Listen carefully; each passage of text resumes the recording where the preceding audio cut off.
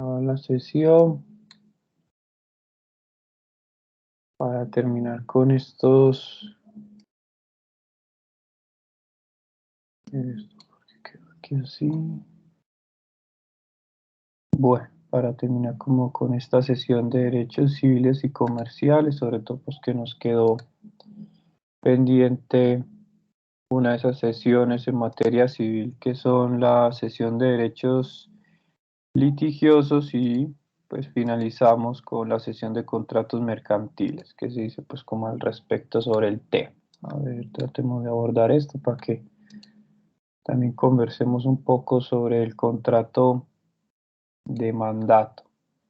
Bueno, lo que habría que decir precisamente sobre la sesión de derechos litigiosos, pues como de manera general, así como está pues expresa en la misma diapositiva, es esta pues como la tercera sesión de derechos pues de acuerdo como al orden del Código Civil, precisamente está consagrada allí en el título 25 de este mismo código. De igual manera, digamos que las dos sesiones tratadas anteriormente pueden hacerse, digamos, a diferente título, bien sea por venta, por permuta, por aporte en sociedad, por donación, por contrato innominado, etcétera, ¿cierto? Pues también allí en ese tipo de contratos se ve precisamente la sesión de derechos litigiosos y no solo, digamos, se limita como a venta a título de venta o permuta, como lo señala precisamente el artículo 1970 del Código Civil, que debe ser considerado como un aspecto enunciativo y digamos que en manera eh, y de alguna manera restrictivo. Esto es, digamos, cuando el Código Civil dice que es indiferente que la cesión precisamente se haya sido a título de venta de permuta, pues no pretende como restringir la causa de la cesión, sino por el contrario anotar alguna de ellas, dando como la oportunidad legal para que la cesión pueda derivarse de cualquier otra causa. O sea, deja pues amplio allí pues el marco eh, en términos legales de la cesión y pues como lo dije en estas generalidades pues también eh, cobija, digámoslo así, esta sesión de derechos litigiosos. En términos de definición, pues digamos que lo que nos debemos acercar, pues es que la cesión de derechos litigiosos es precisamente un acto jurídico en virtud del cual una persona transfiere a otra a título, sea oneroso o gratuito, los derechos personales o reales que se controvierten en un juicio. Pues esto parece extraño, pero hay personas que precisamente, como dicen por ahí, compran pleitos, ¿cierto? Esta sesión incluso, como bien lo dice también el código, esta sesión se hace efectiva por medio de la entrega de un título que contenga esa sesión. Ese título precisamente pues consiste como en un documento privado, aún en el caso en que la controversia trate, digamos, de manera precisa sobre inmuebles. Pues cierto, uno a veces se puede preguntar eh, cómo es eso de una sesión de derechos litigiosos, pues eso es lo que vamos a tratar como un poco de desarrollar mm, durante parte de la mañana. Por otro lado, ¿cómo así que la extensión del derecho litigioso? Pues digamos que se discute mucho en qué momento es litigioso precisamente un derecho. Por eso, antes de entrar a desarrollar, digamos, como esta materia, es necesario considerar o analizar a veces algunas corrientes o quizás autores también que puedan definir o acercarnos precisamente como a ese carácter litigioso, perdón, de un derecho. Para unos, entre ellos, por ejemplo, el doctor Arturo Valencia Sea, pues en uno de sus textos dice que ese es precisamente litigioso el derecho aún antes de pronunciarse, ¿cierto? Por medio de la demanda, la pretensión de las partes, es decir, antes de la iniciación de la demanda judicial, alguien que ya sabe que precisamente eh, el problema que tiene o el conflicto al que se va a enfrentar va a entrar a un proceso litigioso y decide precisamente o vender ese problema o simplemente otorgarlo a título oneroso, ¿cierto? Perdón, gratuito. Digamos que ese derecho litigioso es aquel precisamente que se controvierte judicialmente, es decir, cuando existe una parte demandante que invoca un derecho y otra parte, que va a ser en este caso la demandada, contra quien se promueve esa acción y quien se ha notificado de la demanda, como con ese fin de lograr por medio del proceso una decisión sobre el aspecto o aspectos de la controversia o acto jurídico. Pues a mí todas estas cosas, pues también obviamente como abogado lo sorprende a uno, pero hay precisamente hay quien le interesa precisamente algún pleito o algo, sea por un bien inmueble, pueda que le convenga o no, pues ya veremos si qué tipo de responsabilidades hay frente a estos. Mm, en términos de características de la sesión, lo que más se resalta aquí es por, digamos, por la naturaleza de la sesión, pues hay un evento incierto, precisamente que es ese evento de la litis, es de carácter aleatorio, ¿cierto? De la sesión de derecho litigioso, por cuanto el cedente no puede responder o dar de manera cierta como el resultado del proceso, ¿cierto? Es que es completamente incierto lo que pueda pasar. Pues el sesionario, digamos, al aceptar precisamente la sesión, corre la suerte sea o de ganar o de perder precisamente el pleito. ¿Cierto? Pues el cedente, eso sí, debe responder, digamos, por la existencia del proceso, de la litis, frente al sesionario y su responsabilidad se limita a este mero aspecto, pero el resto, digamos, de que se pueda, de que se pueda ganar o perder precisamente el pleito, eso no está en manos eh, de quien cede precisamente ese derecho litigioso. Ya queda hasta ahí. Solamente puede cederlo, como ya lo dije al inicio, sea de manera gratuita o a manera onerosa, pero no más. Queda pues ahí sin saber si vamos o si se va a ganar o si se va a perder. Por otro lado, ese derecho litigioso y cosa litigiosa, pues que se dice que se ha estudiado, digamos, y que se ha definido, es el derecho litigioso, se hace, digamos, relación con el aspecto controvertido que no se debe, digamos, confundir con la cosa litigiosa, que es el bien que se disputa dos o más personas dentro del proceso. Eso, digamos, como derecho litigioso. Como cosa litigiosa es que es el objeto sobre el cual recae el litigio. En este caso puede ser un inmueble, como lo mencioné al inicio, ¿cierto? Cuando se trata de bienes sujetos a registro, precisamente el inmueble, no lo saca del comercio, pero impone, digamos, a que al que lo adquiera sujetarse precisamente a los efectos de la sentencia, ¿cierto? Puede pasar lo que pueda pasar con ese bien inmueble. Pues ya lo incluso lo habíamos conversado de manera muy general, como cuando hay una hipoteca sobre un bien inmueble, ¿cierto? Pues el bien no sale precisamente del comercio, se puede vender, pero aquel que va a comprar ese bien inmueble, pues debe saber de que precisamente tiene una hipoteca y que si compra ese bien inmueble, pues también debe cargar precisamente eso, la hipoteca. Eso mismo pasa pues precisamente con las controversias que se dan sobre la cosa litigiosa, ¿cierto? Debe saber quién va a comprar, de que está en un problema, está en un pleito, está en una litis ese bien y que precisamente como es un bien sujeto a registro, pues precisamente no es que lo saque del comercio, pero digamos quien lo adquiera precisamente, ya lo había mencionado, pues debe sujetarse precisamente a lo que se defina o decida en esos efectos que pueda tener o como consecuencias la sentencia. Por otro lado está la situación procesal del sesionario. Mm, ¿Qué significa esto? Digamos que una vez transmitido ese derecho litigioso, el sesionario deberá hacerse, pues digamos, reconocer dentro del proceso, hacerse, perdón, reconocer dentro del proceso respectivo con el fin de lograr la decisión que le interesa.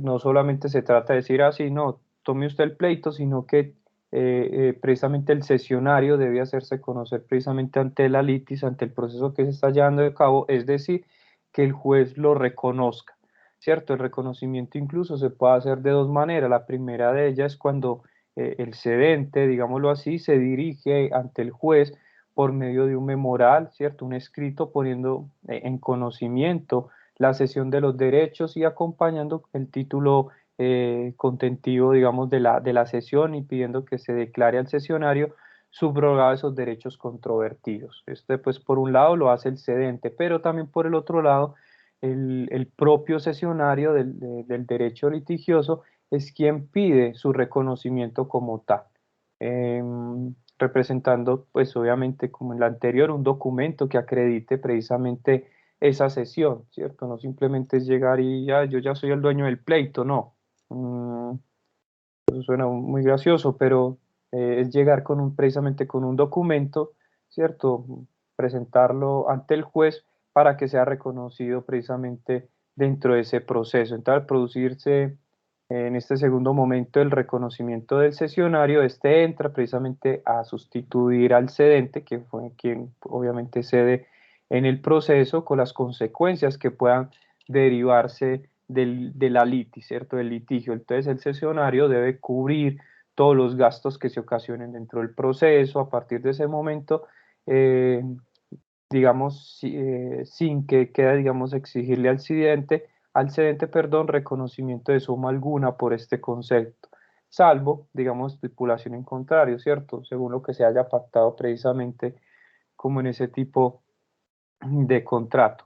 Entonces, el momento del reconocimiento de la sesión, pues, precisamente es importante, ¿cierto? Por cuanto se considera que ese instante el sesionario, como demandante o demandado, entra precisamente en el juicio, ¿cierto? En este litigio. Entonces, ya sabemos que hay dos maneras de ingresar o hacerse precisamente reconocer dentro del litigio, y una la hace el cedente, y por otro lado, otra que la puede hacer también el sesionario, claro, para que se haga pues reconocer, pues como así que entra un proceso pues sin saber quién es. Por otro lado, para terminar este tema, pues ya lo había mencionado, todo esto, digamos, el tema de la sesión, sobre todo de derechos eh, litigiosos, pues está en el artículo 1970 y 1971. El retracto litigioso, ¿qué significa eso? Que es, digamos, que la facultad sustancial que tiene precisamente una de las partes en su proceso para obligar precisamente al cesionario de un derecho controvertido judicialmente a restituir el derecho cedido mediante el valor pagado dado al cedente. Ah, es que ya yo no quiero que usted siga en el proceso, entonces, cierto, devuélvame mi proceso. Bueno, gracioso, pero puede que pase así, ¿cierto? Lo que tiene que hacer precisamente el cesionario es devolverle ese derecho al cedente para que vuelva, digamos, a ingresar o retornar precisamente dentro de ese proceso litigioso. Se, Eh, se puede hacer eso, pensé que ya después de que el cedente le entregara, podría, ya no tendría cómo recuperarlo. Incluso, sí, Juan, sí se puede, pues eso, uno siempre dice esa vulgaridad por ahí, para el mamón no hay ley, pero para este mamón sí hay ley, y está precisamente en el artículo 1971 del Código Civil, y está esa posibilidad de retracto litigioso. Vos bien lo mencionas, sí, yo te di el derecho, ¿cierto? Cedí mi derecho litigioso dentro de este proceso y me le quito. Pues obviamente dentro de lo que yo ya haya avanzado el proceso, sea como demandante o demandado, como lo mencioné hace un momento, pues debo responderle al cesionario por los gastos que ha tenido o por lo que ha llevado a cabo dentro del proceso. Pues sobre todo si obviamente es a título oneroso, pero sí, sí lo puede hacer, o sea, se puede retractar, se puede quitar como para él continuar con su proceso. Gente que se quita, hermano, de los negocios, y bueno, hay algunos casos que no tiene penalidades o problemas, en otros casos seguramente que sí, digamos que además del valor dado, que ya como bien lo mencioné hace un momento, se obliga a la parte, digamos, que ejerce precisamente ese derecho de retracto, es decir, en este caso, el CENTE, como a pagar los intereses legales desde la fecha en que haya notificado, digamos, como la cesión sea en este caso, por ejemplo, a un deudor.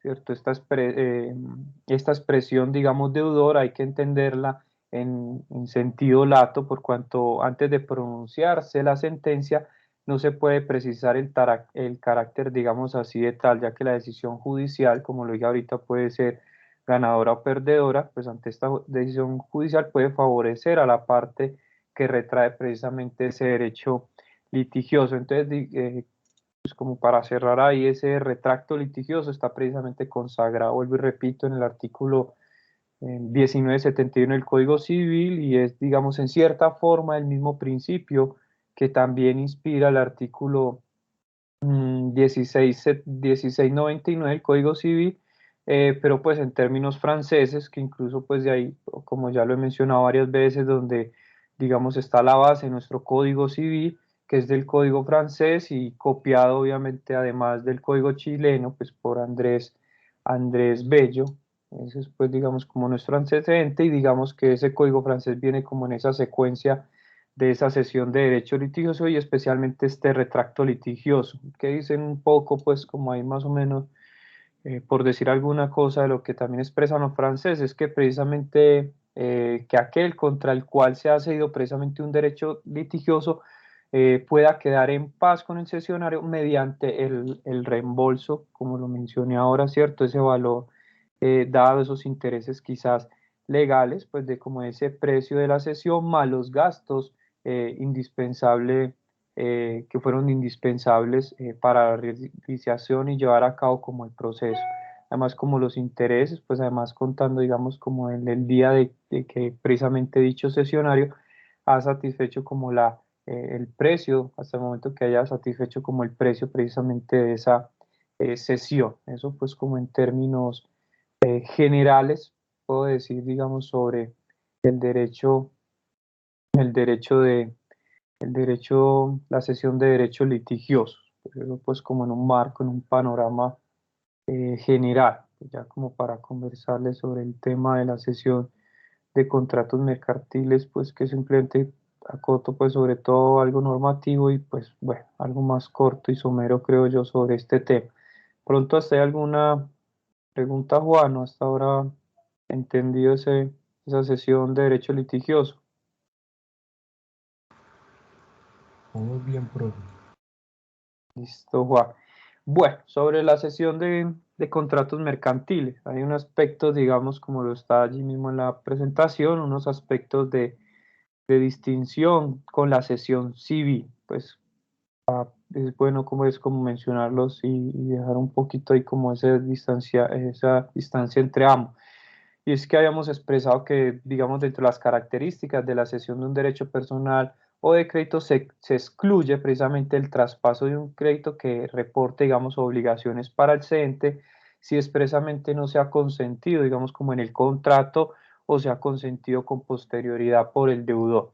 Esta noción de derecho común, precisamente de nuestro Código Civil, pues ha sido superada por el nuevo Código de Comercio, que permite precisamente a partir de los artículos 887 hasta el artículo 896 la cesión de contrato. Y digamos que cuando arranca con el artículo 887 el Código de Comercio, digamos que encierra la norma sobre el particular, que en los contratos mercantiles de ejecución periódica o sucesiva, cada una de las partes podrá hacerse sustituir precisamente por un tercero en la totalidad o en parte de las relaciones derivadas de ese contrato, sin la necesidad, como lo dice el mismo código, de aceptar de manera expresa como el contratante cedido, y si por la ley o por estipulación de las mismas partes no se ha prohibido o limitado dicha sustitución. Es decir, digamos que nuestro código de comercio pues ya es un poco más amplio y cede un poco más frente a otras posibilidades que no lo hace el Código Civil. Entonces la misma sustitución podrá hacerse como en los contratos mercantiles de ejecución instantánea, que aún no hayan sido cumplidos en todo o en parte, y digamos celebrados por una sola persona. Y digamos en estos casos será necesaria la aceptación precisamente del contratante cedido. Pues aquí hay como unos aspectos que vale la pena pues como enunciar. Dentro del texto se desprende, digamos, lo siguiente, pues a partir del artículo 887 del Código de Comercio, pues digamos que en materia comercial se pueden ceder no solo activos individualizados, sino una complejidad de derechos y obligaciones, cosa que no tiene precisamente el Código Civil. Además, los contratos bilaterales son susceptibles de cesión sin necesidad de que expresamente se consientan en documento, basta por el contrario que no esté prohibida por la ley o por estipulación de las partes. Como bien sabemos, pues me devuelvo un poco, en materia civil tenemos solamente estas tres sesiones de derechos que ya las habíamos mencionado, incluso clase anterior, que son la sesión de créditos personales, derechos de herencia y derechos litigiosos. En materia civil, en materia mercantil, perdón, desde que no esté prohibido, restringido, limitado por la ley, se puede hacer. Entonces, digamos que es un poco más amplio la noción de lo que se puede ceder en materia comercial, ¿cierto? Si los contratantes no prohíben, digamos, la sustitución, cualquiera de los otorgantes puede ceder sus derechos e imponer a otro contratante que las obligaciones se cumplan con el cesionario. Fíjese, pues, digamos, como en materia comercial, pues, de los pocos puntos que hemos visto que en materia comercial, pues, en la pelea como de que sea más amplio en este campo que precisamente en materia civil. En este caso, pues, en materia comercial, eh, funciona mucho mejor, digámoslo así. O sea, no hay como tantas restricciones, las tres restricciones que tiene materia civil, aquí hay un poco abarca mucho más tipos de contratos, desde que no esté, pues, como ya lo dije, prohibidos o limitados. Por otro lado, ¿cuáles son, digamos, como esas formas y efectos precisamente de la sesión en materia comercial? Pues de acuerdo como al artículo 888, la sustitución podrá hacerse por escrito o verbalmente, pues según como el contrato conste o no conste, digamos, por escrito, pero si, digamos, el contrato consta en escritura pública, pues obviamente la cesión podrá hacerse por escrito privado, previamente autenticada, digamos, la firma del cedente, y si esta no es autenticada o no se presume tal, pues, digamos, no producirá efecto respecto de terceros mientras no sea inscrita el correspondiente registro, ¿cierto? O sea, también aquí pues ahí está limitante, como ya lo acabo de expresar, pues precisamente si este contrato, vuelvo y repito, consta precisamente por escritura pública, pues debe tratar de hacerse, aunque sea por documento privado, tratar de hacerse el correspondiente registro. Con todo, digamos, si el contrato consta en un documento inscrito que a pesar de no ser título o valor, esté otorgado o tenga la cláusula a la orden u otra equivalente, pues el endoso del documento bastará para que el endosatario sustituya al endosante en las relaciones derivadas del contrato. Ya lo habíamos pues como conversado en la clase pasada, como lo que pasaba o lo que puede pasar con un cheque, ¿cierto? En la parte de atrás se endosa a la orden de o páguese a puede cambiar o incluso si el cheque está cruzado, pues precisamente no se puede hacer ese tipo de endosos. Digamos que resulta, por un lado, difícil como entender precisamente la sustitución verbal de la que hace mención el artículo 88, porque uno no sabe cómo se lleva a cabo precisamente la sesión de manera verbal, no cómo se ven unos derechos de manera verbal, y lo habíamos hecho un poco con la sesión de crédito, ¿cierto? No te dicen a Juan en la taquilla del banco, ve, ya no pagas en este banco, sino que pagas en el otro, te lo dicen de manera verbal y vos de manera correcta, como has venido pagando tu crédito, pues vas al otro banco y empiezas, digamos, a hacer los pagos. Te lo dijeron de manera verbal y quedas, digamos, en este caso, notificado y aceptas de que tu obligación pasa a otro banco. Pero digamos que en materia comercial queda, digamos, como ese sinsabor de que precisamente uno como eh, pasa o transmite precisamente esos derechos de manera verbal, ¿cierto? Uno como señala, si no es a través precisamente de un documento, sea público o ya según si tiene un carácter, una restricción para su registro, pero digamos que de manera general, ¿cierto? Queda como difícil de entender esa sustitución verbal de que hace precisamente mención en el artículo 888.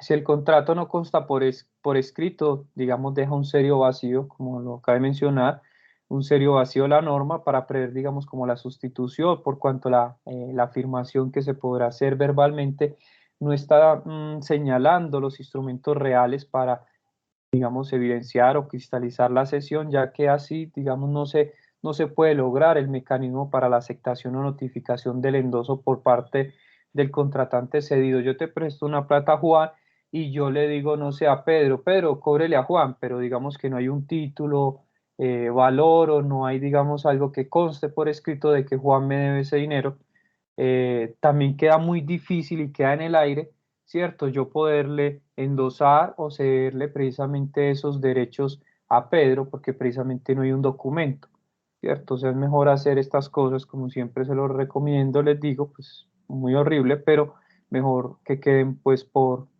escrito.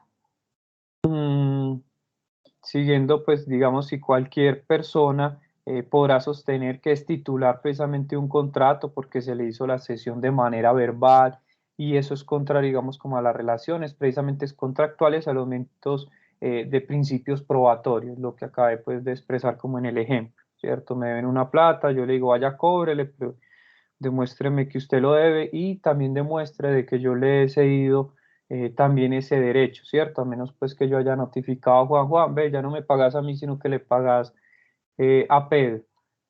Quizás por la honestidad a veces de algunos contratos de la palabra, pero lo mejor siempre es que quede, vuelvo y reitero, por escrito. Entonces digamos que también exige, Juan, ¿vas a decir algo?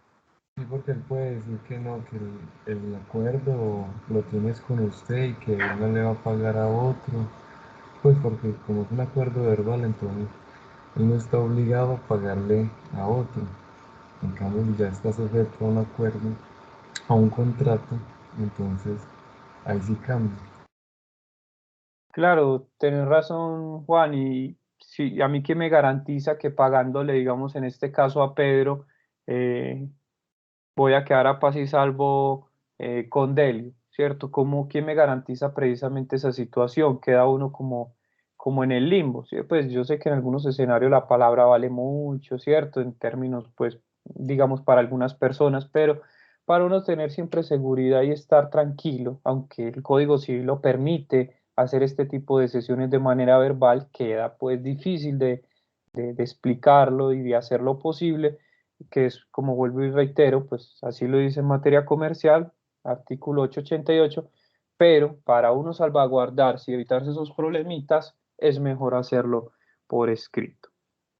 Bueno, como nuevamente retomando, pues digamos que tratando, digamos, de la cesión de contratos contenidos como en escritura pública, como hace un momento lo mencioné, para que produzca precisamente efectos respecto de terceros, que se haga, digamos, en un documento privado, ¿cierto? Previa autenticación, como ya lo mencioné, eh, de la firma del cedente, ¿cierto? Con la inscripción que corresponde precisamente en el registro. Pues no es suficiente, digamos, el traspaso y la aceptación o notificación al contratante cedido, sino que se requiere para su plena eficacia la inscripción en la oficina de registro de instrumentos públicos respectiva, ¿cierto? Cuando son precisamente contratos, como vuelvo y reitero, que necesitan o que requieren de escritura pública. Esa suerte la corren, digamos, en principio todos los contratos que precisamente consten, vuelvo y repito, en escritura pública, salvo, digamos, los que tengan una cláusula a la orden u otra equivalente como los títulos valores o algunos cheques, etcétera, ¿cierto? Puede prestarse incluso la discusión si un crédito que a su vez está garantizando, que está garantizado, perdón, con una prenda o hipoteca y que por tanto se otorga por escritura pública requiere al tenor de lo dispuesto precisamente en el mismo artículo 888, en su inciso segundo, si no estoy mal, de la exigencia allí consagrada, o sea, la inscripción que corresponda precisamente en la oficina de registro, ¿cierto? Si así obviamente se hizo el contrato a través de escritura pública, pues obviamente la cesión también debe quedar por escrita en registro, ¿cierto? La oficina de registros, así mismo, pues para que tengan como ese mismo carácter de validez, no solamente es suficiente, como ya lo mencioné, no solamente es suficiente con la realización de un documento privado, también hay que llevarlo al signo, pues digámoslo así, de la escritura pública.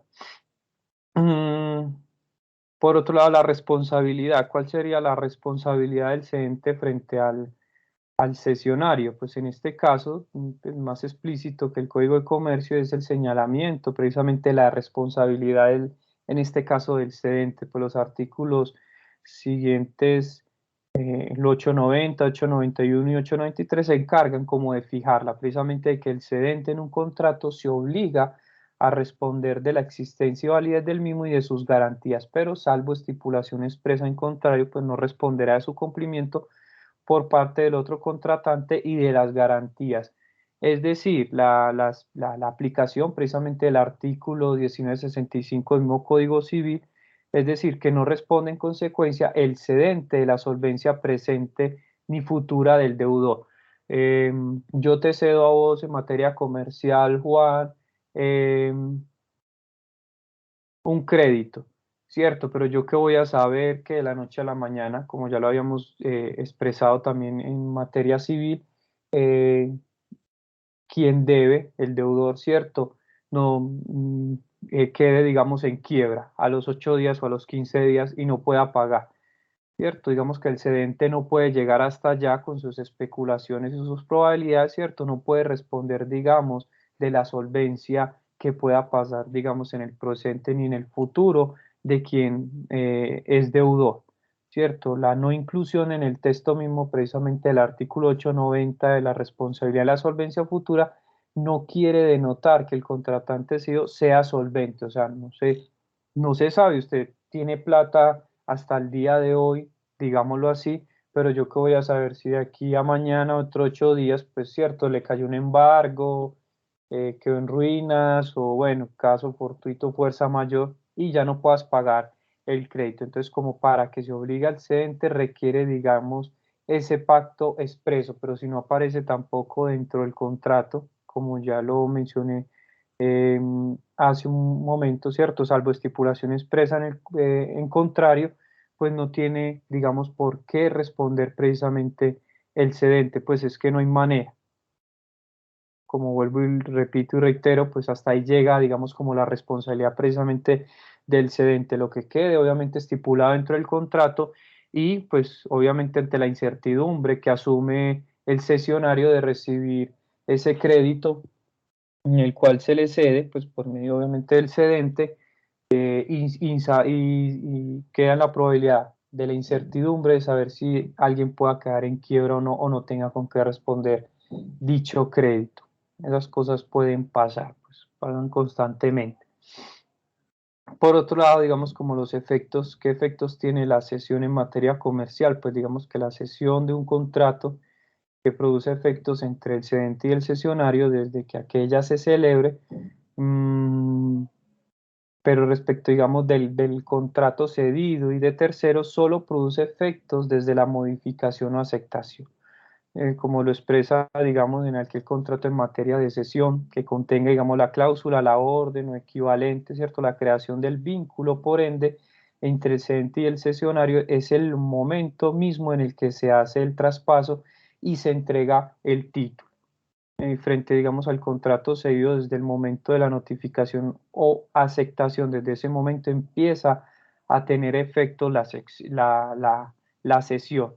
Vuelvo y repito, pues, digamos, desde el momento en que se hace, digamos, empieza a hacer efecto, sea el contratante, digamos, de los cedidos, desde el momento de la notificación o aceptación del mismo, o sea que se fijan, digamos, los efectos de la misma manera como se establece en el mismo Código Civil, ¿cierto? Desde el momento en que firmamos contrato, desde ese mismo momento empieza a regir los efectos precisamente de la cesión.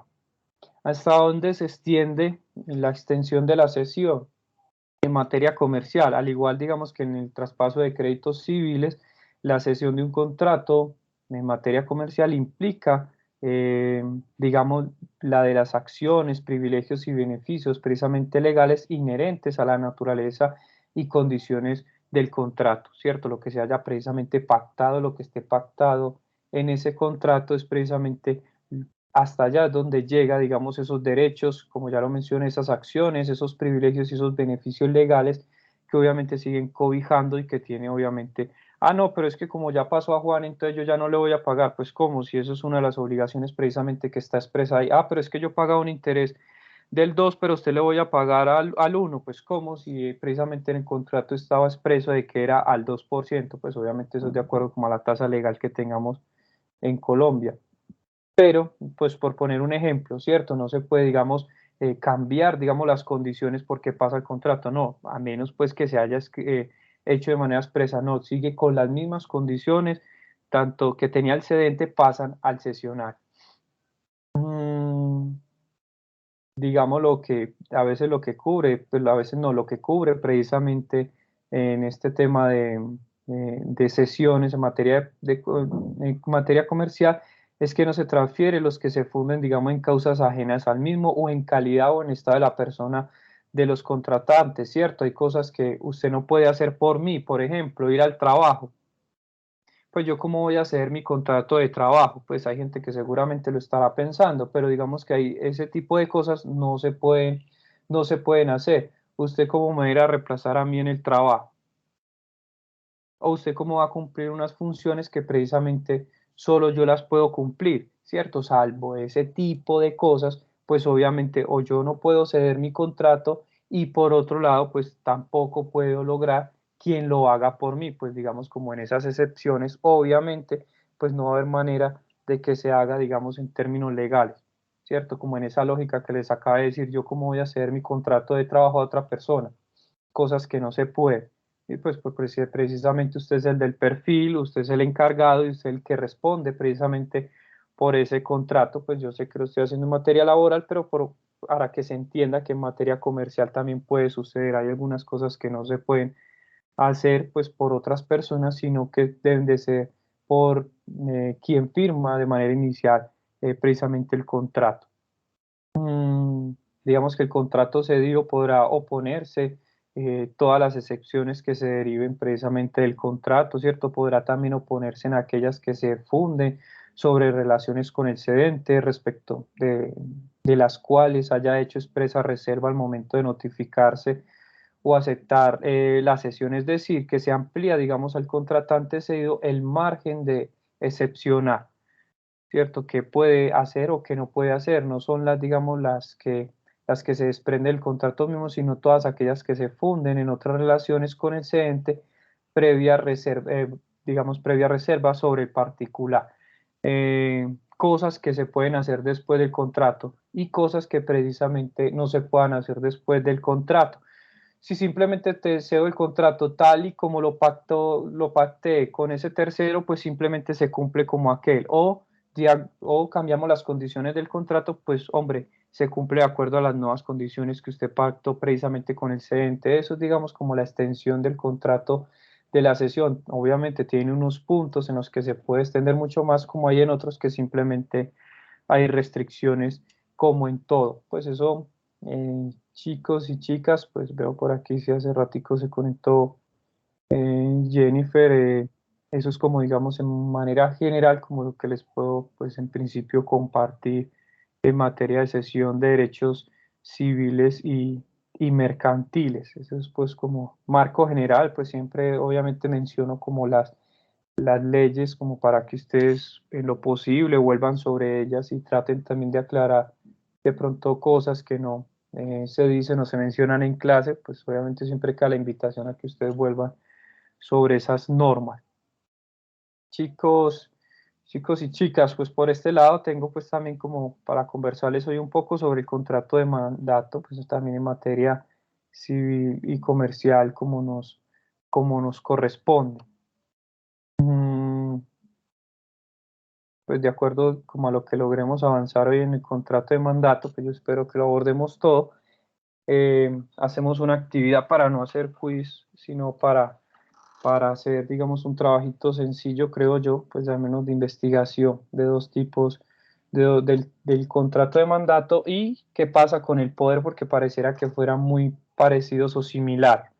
¿Cuáles son las diferencias o dónde están o en qué se parecen? Esa puede ser la consulta, una pequeña consulta como para que tengamos ahí esa nota presente. Bueno, sobre el contrato de mandato en materia civil, chicos y chicas, en generalidad, digamos que lo frecuente dentro digamos, del común desarrollo de actividades humanas es que quien haga, digamos, la declaración de voluntad sea la misma persona que se obliga, ¿cierto? De ahí resulta, digamos, que los actos jurídicos, si yo firme una deuda, pues obviamente usted es el que va a pagar esa deuda, ¿cierto? Ordinariamente, o si yo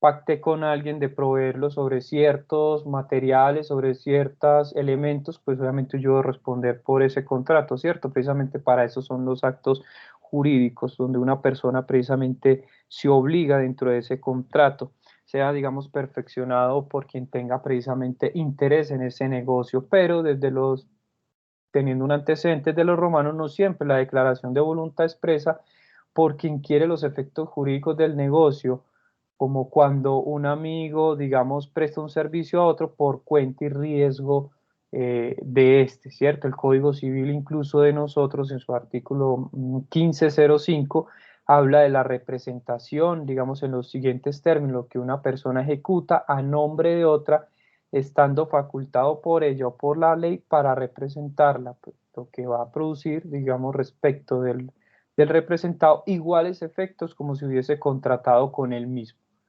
¿cierto? Por eso yo, digamos que ahí es donde está la consulta, como así ya uno empieza como a tener algo de confusiones cuando escucha precisamente el mandato y cuando le hablan a uno de poder. ¿Cuáles son las diferencias o cuáles son las similitudes? O si es lo mismo, ¿cierto? Esa va a ser pues como la consulta de seguimiento. Digamos, en este aspecto general, de la representación que luego adquiere importancia en el contrato de mandato es lo que se refiere como a la facultad que se le confiere precisamente a otra persona para que en su nombre gestione uno o varios negocios, ¿cierto? De acuerdo precisamente con ese artículo que mencioné hace un rato, el 1505, se desprende que la representación puede ser, en estos términos, legal o a la que se refiere, digamos, a la que, perdón, confiere, a la que confiere la ley, que se, digamos, se aprecia en los casos de los, en algunos casos de los guardadores frente al pupilo, frente al padre, frente al hijo no emancipado, voluntaria o convencional, la que nace de las voluntades de los particulares, como ocurre en el mandato, etcétera. Allí pues digamos que están precisamente representadas y estipuladas en ese artículo 1505 del Código Civil. Definición, digamos, retomando como esa definición del mandato. El mandato, digamos, es un contrato en virtud del cual una parte llamada mandante encarga a otra llamada mandataria la gestión de uno o más negocios por cuenta y riesgo de la primera. Ah, es que yo mandé a Juan, pero Juan hizo mal el negocio. Ah, igual usted responde, ¿cierto? ¿Para qué mandó a Juan? De pronto no fue diligente, de pronto se le olvidó un trámite, de pronto lo hizo mal, ¿cierto? Ah, es que se fue para la DIANCO a hacer un trámite en representación de Delio y no llevó ni siquiera la cédula, ¿cierto? Pues ya empezamos mal. ¿O quién asume allí el riesgo del problema? Lo asumo yo. Ah, es que había solamente hasta ese día para pagar los impuestos y a Juan se le olvidó eso. ¿Quién responde? Juan es el que responde.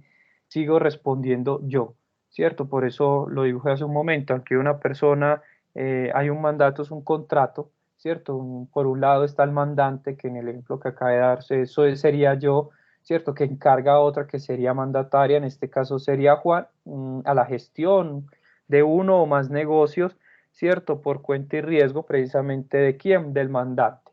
En este caso sería de mi persona. Entonces el mandante también es conocido con el nombre de comitente o poderdante, ¿cierto? Incluso al mandatario también se le conoce con el nombre de procurador o apoderado, ¿cierto? Por eso esas nociones también lo confunden a uno cuando uno escucha en términos de poder, ¿cierto? Que se le adjudica ciertos poderes especiales o específicos o generales a los abogados, ¿cierto? Porque hay un poderdante y un apoderado, en fin, por eso lo dejo pues como para consulta.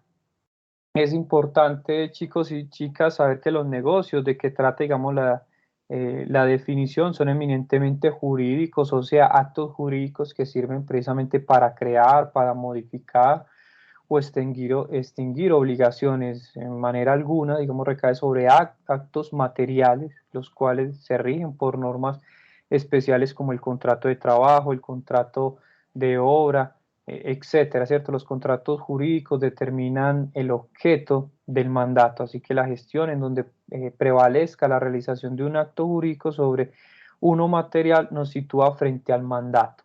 Eso pues digamos como en términos generales se puede decir y de definición sobre el mandato.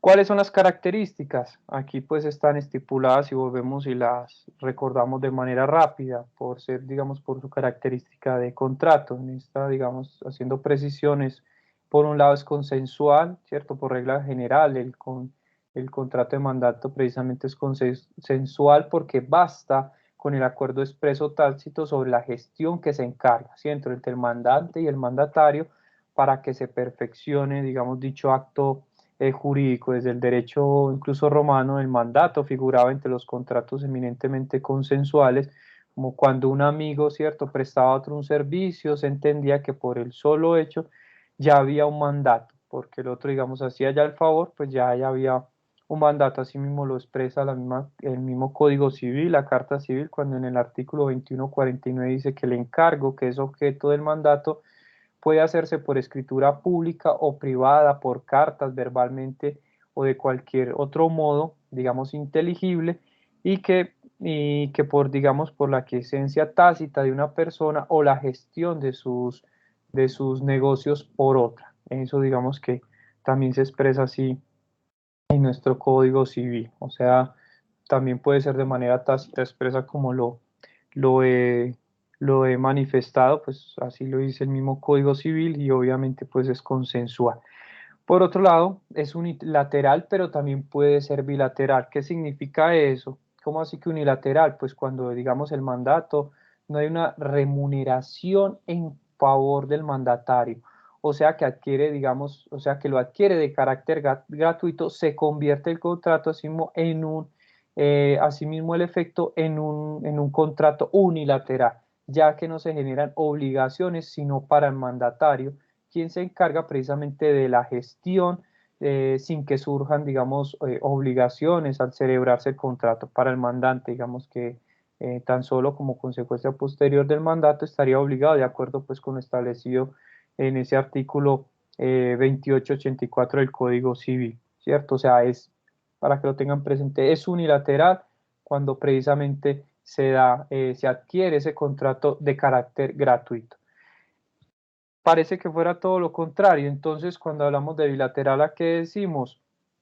Cuando hay una remuneración, se entiende que es bilateral, para que lo tengan entonces ahí chicos y chicas retenidos, ¿cierto? Ya que en el momento, digamos, de surgir precisamente válidamente el acto jurídico, nace una obligación también esencial y concomitante para el mandato, ¿cierto? De prestar, digamos, la prestación pactada. Yo a usted lo he comprometido precisamente porque lo estamos haciendo a través de un pago, de que me responda, digamos, por dicha obligación. Obvio, la obligación sigue recayendo sobre el mandante, pero yo lo puedo, digamos, demandar según el caso o, digamos, entrar en un pleito precisamente porque yo le he pagado a usted para que me haga, digamos, ese trámite de manera acuiciosa. Ese, digamos, es como la diferencia, o sea que este contrato puede ser unilateral y bilateral de acuerdo, digamos, al tipo, la característica por la que se entienda el mandato, sea remunerado o sea no remunerado. Conmutativo, ¿qué significa esto? Digamos, cuando el mandato precisamente remunerado por regla general es conmutativo, por cuanto, digamos, el mandato conoce al celebrarlo cuál es el valor de su remuneración, o sea, que de antemano sabe qué utilidad o pérdida va a tener en la realización del mandato, ¿cierto? Pero puede incluso darse el caso de que el contrato sea aleatorio cuando, digamos, un abogado se compromete a realizar una gestión judicial o extrajudicial, recibiendo como posibles honorarios una parte de las utilidades llamadas comúnmente como cuota litis, ¿cierto? Ganamos el proceso, entonces usted allí recibe algo, entendiéndose que si no es posible ningún resultado favorable, perderá todos los actos ejecutados en cuanto, digamos, hace a su interés de recibir remuneración por su gestión profesional, ¿cierto? En este caso, digamos, ahí está pues como el ejemplo que pasa, digamos, o digamos el negocio en los que llegan muchos abogados de que, digamos, se gana, digamos, el pleito, como en el pleito obviamente hay un valor o se está cobrando algo, pues se cobra, digamos, como unos porcentajes de acuerdo a eso, o en otros casos, como en materia penal, digamos, lo que se, llamémoslo así, pues lo voy a decir muy, vagamente como lo que se pelea es por la libertad de una persona, ¿cierto? Por una condena o por una absolución a una persona, pues allí generalmente no se, digamos, está en una litis en términos de, en este caso, digamos, de deudas o de activos, ¿cierto? O de pasivos, sino estamos, digamos, hablando de la libertad, pues allí, digamos, no hay manera de decir, no, si yo lo saco libre, págueme tanto, o si lo absuelven, o si lo condenan, págueme tanto, ¿no? Un abogado, digamos, penalista en este caso, pues ya pone, digamos, como una tarifa de acuerdo como al asunto que va a llevar a cabo en materia, digamos, civil, puede ser un poco más flexible como lo que acabé de expresar. Por otro lado, es principal. ¿Qué significa esto? Que no requiere precisamente otro contrato, pues para existir, pues tiene vigencia o existencia propia. Por otro lado, pues es nominado, que tiene, digamos, su calificación de nominación y desarrollo en el mismo Código Civil. Recordemos, pues, que los nominados, pues, obviamente son los que aparecen en el Código Civil. Pues vale aclarar que los innominados son aquellos que no aparecen precisamente en la ley. Eso pues chicos, como en términos generales, como las características precisamente del contrato de mandato. Elementos necesarios, elementos necesarios en la formación del mandato. Digamos que los elementos del mandato son comunes a todos los contratos, es decir, hay un consentimiento que no es otra cosa que las declaraciones recíprocas de la voluntad de los contratantes, que se necesita de capacidad, objeto, o sea, digamos, el contenido de las declaraciones de voluntad lícitamente expresas, y por otro lado, la causa lícita.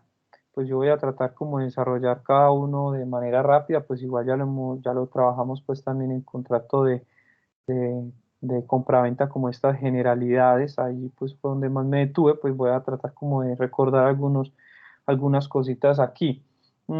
¿Qué significa precisamente eso del consentimiento? Y es, digamos, que el mandante puede expresar su voluntad, de esa misma, valga la redundancia, de forma expresa o tácita, porque así precisamente lo dice el artículo 2149 del Código Civil, cuando permite que la declaración del mandante pueda ser recogida bien en escritura pública o privada, por cartas, o como lo mencioné también, de manera verbal, o precisamente por cualquier otro medio de comunicación que, en resumidas, constituya, digamos, un consentimiento expreso, ¿cierto? En el cual, digamos, se contrapone precisamente al tácito, que no encierra, digamos, como una declaración directa del mandato, sino que se supone, al aceptar una gestión de un tercero en su nombre y con su consentimiento, pues obviamente sí, pero sin desconocerlo o desautorizarlo, ¿cierto? Simplemente yo le digo, Juan, vaya y tal trámite, pues obviamente Juan lo hace como a ese título, ¿cierto? Como ya lo mencionamos, puede ser remunerado o no remunerado, pero ya al aceptarlo, obviamente enviado por mí, ¿cierto? Con ese mandato, pues obviamente Juan va a realizar dicha actividad. El artículo 2149 del Código Civil dice que con la aquiescencia tácita de una persona, la gestión de sus negocios por otra, como cuando, digamos, para poner un ejemplo, una persona vende a nombre de otra y en su presencia, digamos, un bien de propiedad de esta, sin que se exprese contrariamente su voluntad por ese negocio. En el fondo no es otra cosa que una aceptación de la gestión, ¿cierto? Pero sin existir o mediar una orden expresa, lo que llaman o lo que conocemos también como comisionistas, ¿cierto? Que venden por allí propiedades, y digamos que lo que se ha estipulado en materia comercial y civil es que usted gana un porcentaje por el predio que ayudó a vender, ¿cierto? Todo esto sirve como para ratificar, digamos, lo dicho anteriormente sobre el carácter también consensual del contrato de mandato, con las excepciones, digamos, consignadas para el otorgamiento del respectivo, en este caso, poder. El consentimiento, en este caso el consentimiento, ¿qué pasaría con el consentimiento del mandatario? Pues digamos que ese consentimiento está revestido bajo la forma de aceptación. También puede ser de manera expresa o puede ser de manera tácita. Cuando esto ocurre, el mandato se perpetúa, pues digamos, en esos términos de manera perfecta. Entonces la aceptación expresa, pues consiste en la voluntad exteriorizada de manera inequívoca de realizar la gestión que le encarga el mandante, ¿cierto? La aceptación tácita digamos, se aprecia cuando hay un acto en ejecución del mandato. Por un lado, pues obviamente hay un documento que reafirma, como en los ejemplos que siempre utilizo, Juan firmó porque aceptó obviamente, digamos, como el mandato, o por otro lado simplemente lo hablamos de manera verbal y Juan lo empieza a ejecutar, ¿cierto? Esa sería, digamos, como la forma tácita, y hay un acto en ejecución del mandato.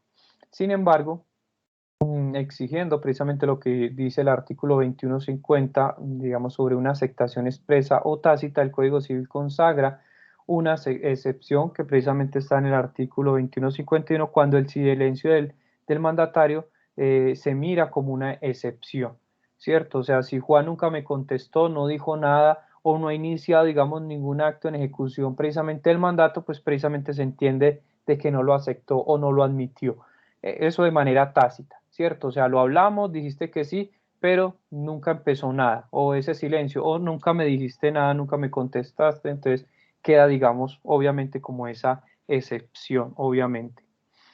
Sobre el tema de la capacidad, pues ya lo habíamos estudiado, como es sabido, que el artículo 1502 del Código Civil consagra, digamos, la capacidad precisamente como un requisito para la declaración de la voluntad sea válida. Entonces, digamos que el mandato que se exige del mismo modo, la capacidad como requisito de este contrato, pero bajo los efectos diferentes, ¿cierto? Bien, ya lo habíamos estudiado un poco con el contrato de compraventa, de que ya no se habla de dementes, de que las personas sordas también no tienen esa capacidad, pues ya digamos por los tratados internacionales firmados por Colombia se ratifica de que todas estas personas son capaces, a menos pues digamos a solicitud de un juez. Las personas incapaces relativas y absolutas pues son los menores relativos, perdón, absolutos, los menores de 14 años, lo que también se conoce como púberes, y por otro lado, los incapaces relativos son aquellos los mayores de 14 años, los que conocemos como impúberes. Digamos que eso sí lo sigue sosteniendo en principio la norma. Ya pues lo que vuelvo y reitero y menciono, las personas dementes con problemas mentales, o como también se menciona en el código, las personas sordas ya no entran a ser incapaces, pues eso ya lo debe declarar un juez.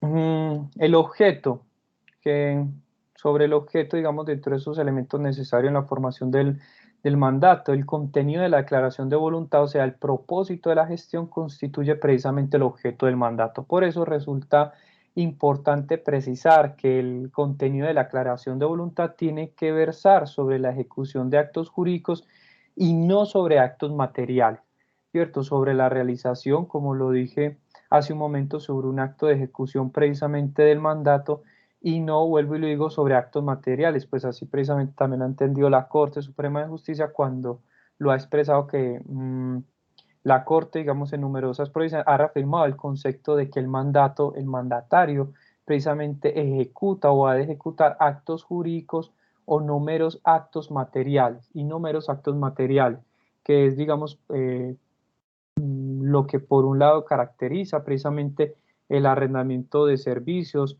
el contrato de trabajo, ¿cierto? Si yo no soy una empresa prestadora de servicios, ¿cómo voy a hacer ese tipo de actividad?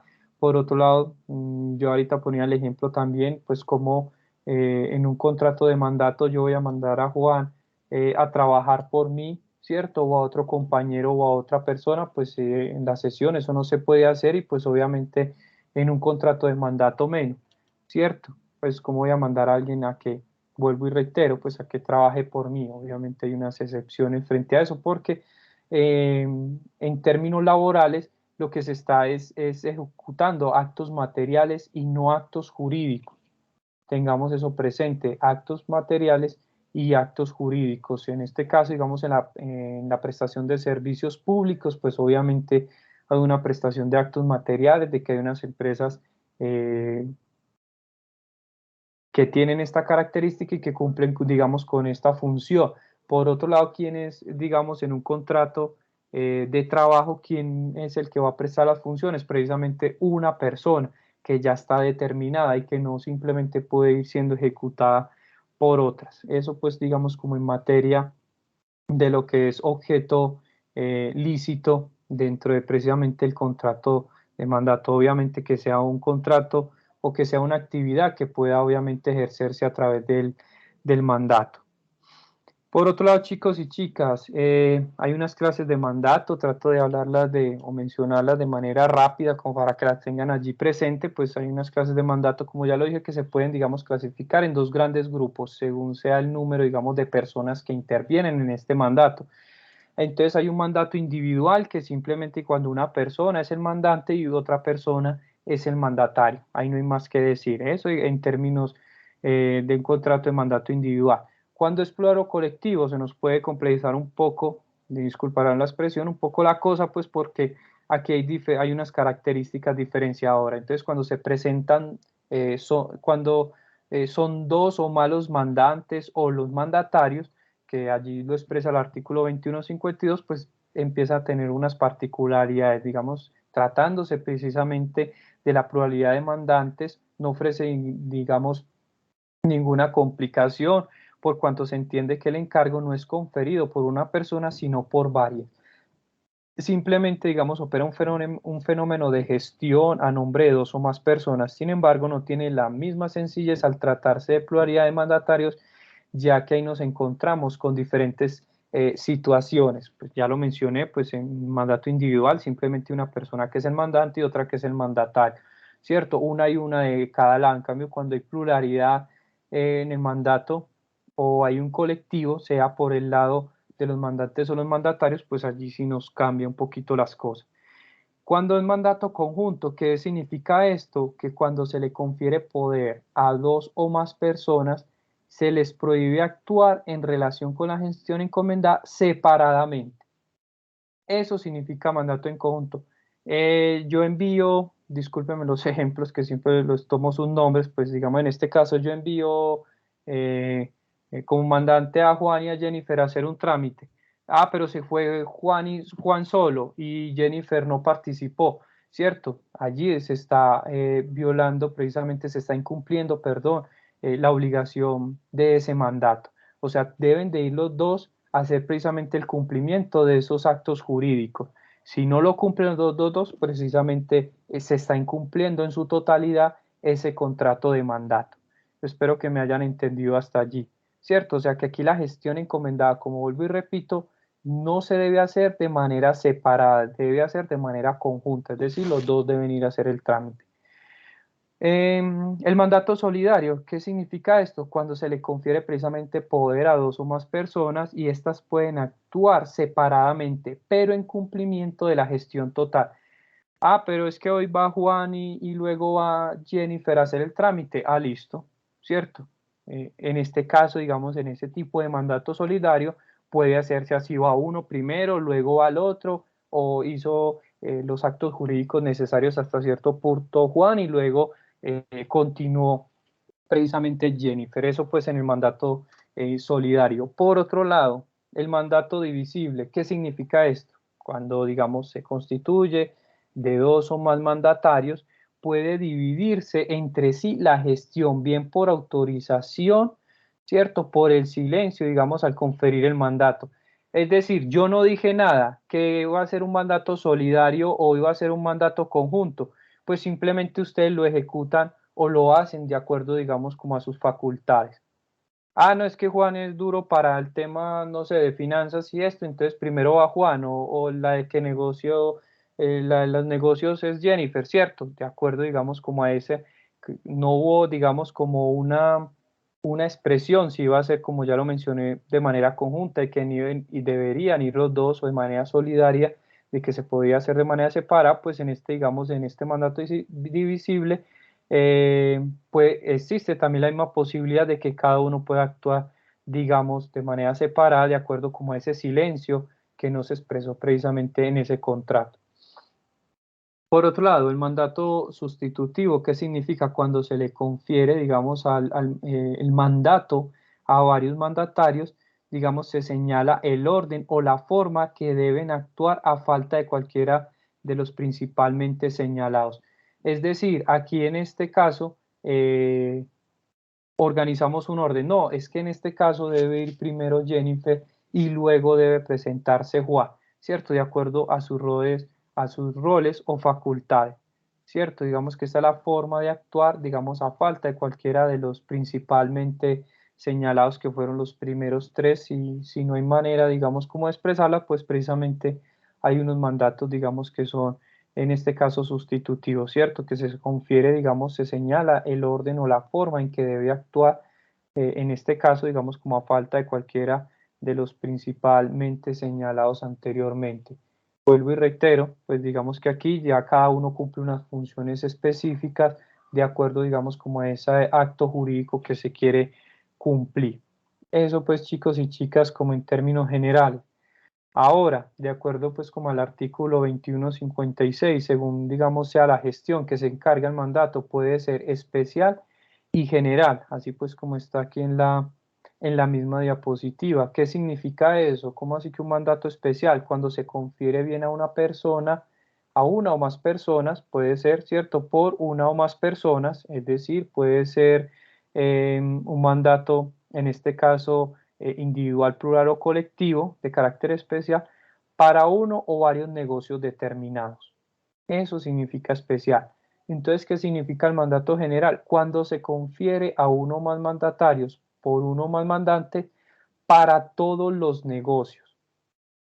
Es decir, el mandato general debe constar en escritura pública y no de manera simple, sino bajo el señalamiento de todas las gestiones que se encargan al mandatario, ¿cierto? No basta con decir que se confiere poder general, sino que se requiere algo más, es decir, consignar y relacionar en la escritura pública correspondiente los actos jurídicos generales encargados al mandatario.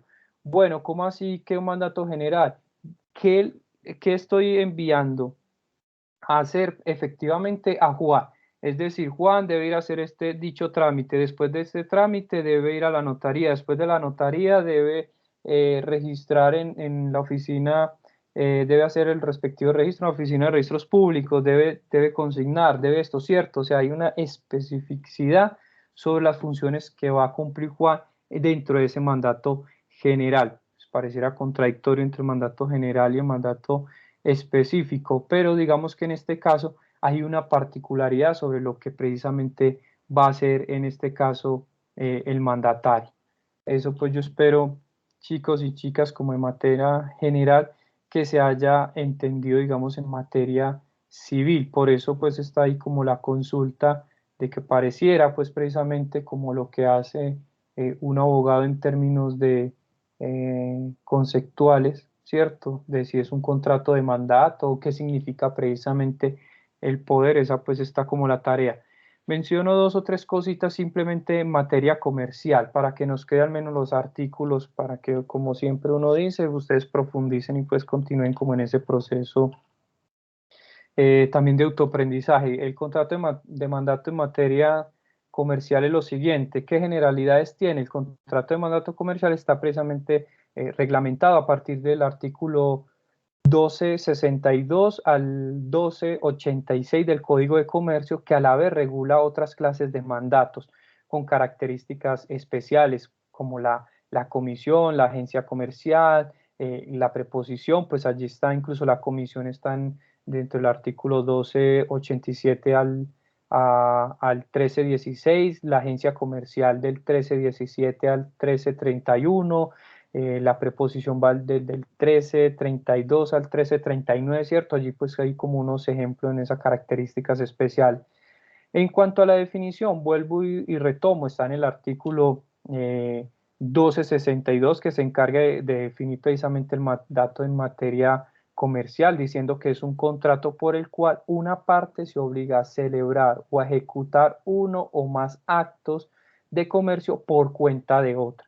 No sale un poco de la definición que nos entrega también el Código Civil. Cambia pues obviamente como los términos de gestión que emplea el Código Civil para, digamos, por el de celebrar, en este caso, digamos, son negocios, por el de actos de comercio. Recuerde que en materia civil dijimos que son actos jurídicos, no son meros actos materiales. En materia comercial se cambia precisamente esos contextos por el de negocios, por el de actos de comercio.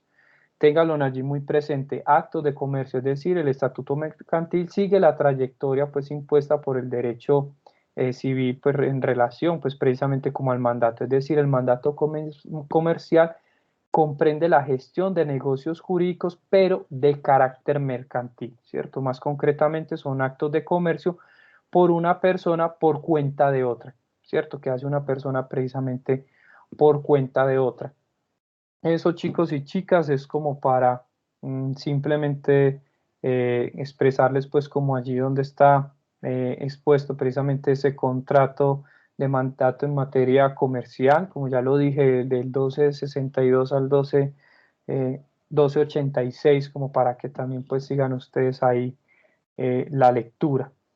No sé si de pronto preguntas, algún comentario, vuelvo y aclaro un poco lo del, digamos, el próximo seguimiento. Igual pues yo les subo la actividad pues a la plataforma NIO, pero al menos ustedes dos que se conectaron y pues obviamente posteriormente los que dan la grabación, sepan de que vayan consultando. Una consulta sencilla en una página, escribe cuál es la diferencia o cuáles son las similitudes o si es lo mismo, ¿cierto? El contrato de mandato al poder. Sí, Jennifer, te escucho.